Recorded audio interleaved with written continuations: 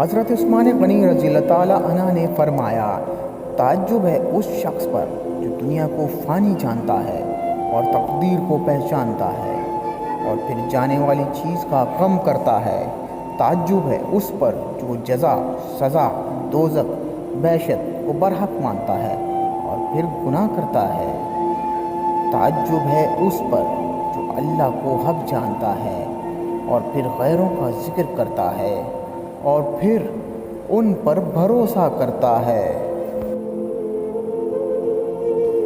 حضرت عثمان غنی رضی اللہ تعالیٰ عنہ نے فرمایا، گناہ کسی نہ کسی صورت دل کو بے چین رکھتا ہے۔